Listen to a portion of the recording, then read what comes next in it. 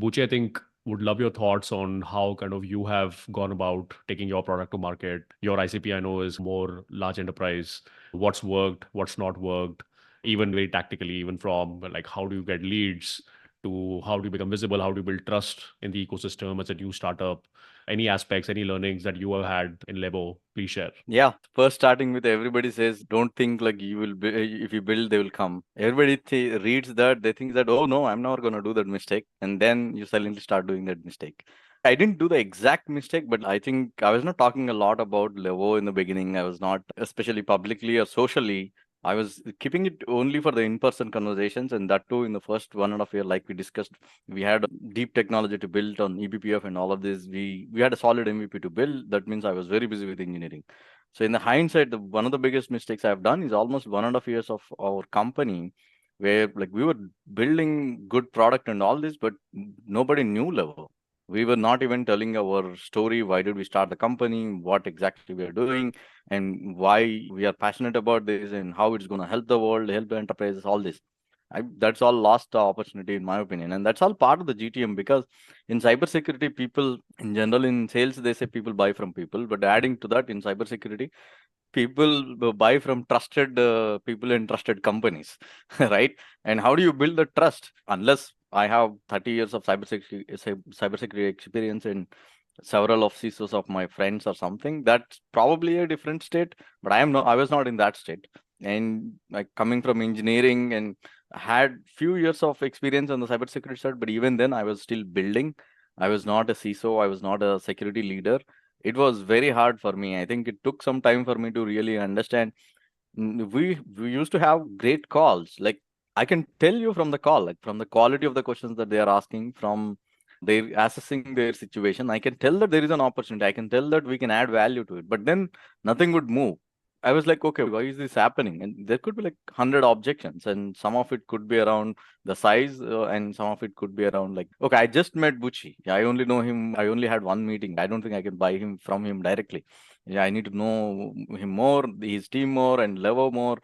So I think that was happening. So to fix that, I started actually opening up, and as I was telling you, like I blogging is something that I always wanted to do for a long time, but I didn't do, and that played out here. But then the moment I realized it, I was like, break the shell and start doing it.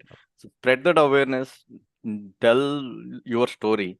The story is part of any GTM actually, whether it is enterprise or mid market or anything, because the story helps people to know and empathize with you and all. So that is one big thing. But in addition to that, the tactically, like cold emailing, and people say cold calling does not work, but like we also just tried as an experiment. So we don't do it crazily, but even cold emailing and even on LinkedIn reach out also, there are right ways to do for everything. Like we should not randomly just shoot into the dark or just send thousands of emails. But we actually we built an engine. Actually, I'm starting to realize the power of it. Initially, we started as an experiment. Now we internally in the team itself, as more and more team members are adding, we started doing experiments and campaigns on some rationale, some signal. Like we look at how some of our existing meetings and existing customers have went. Based on that, okay, one of the things we say, look at all the customers as a security people, like who have like security engineering culture, security engineering title, DevSecOps kind of culture, because API security generally people need to already have SAST SCA tools. Only then they will come to us. So that actually refined our ICP and go to market and reaching out a lot. And then when we reach out to those people, this is the exact message that you need to tell that resonates with them. So to that level, so we have been working on all these campaigns. So we still definitely do cold emailing, and we also reach out on LinkedIn, but we don't try any tactics like click and bait kind of things. Like we are very straightforward, dude. And we say when we ask for feedback also, I'm again very straightforward. Like I've done several meetings where I ask for a feedback and they come to the meeting. I only ask for feedback. Said this is what I asked for. This is what I'm not trying to sell there.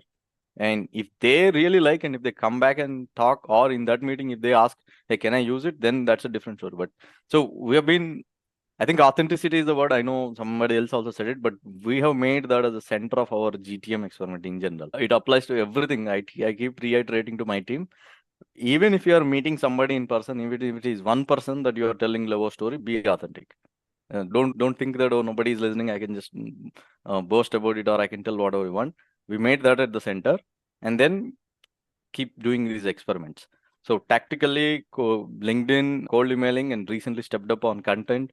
And you would not believe the kind of inbound leads that we got from this content. And that blew my mind. And it's okay, let's double down. And there's still a lot more to do.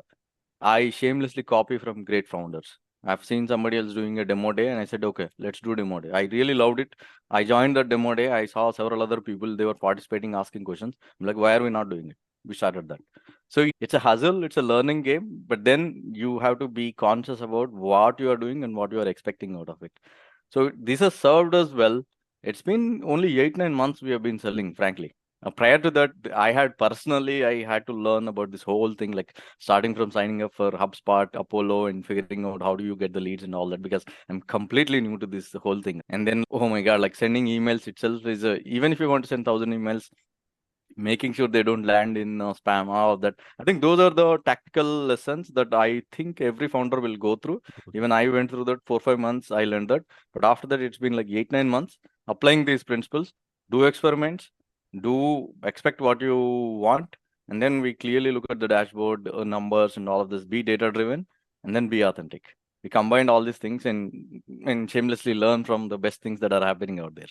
Yeah, I've personally seen how your LinkedIn game has evolved over the last 1 year or so, and it's great to see that it's actually translating into actual leads so real results for the company. And I think this is a question that a lot of founders have as well. That hey, why should I put myself out there on social? And I always say this, that look, try it out, run these experiments, and you yourself see that drives real value for your business.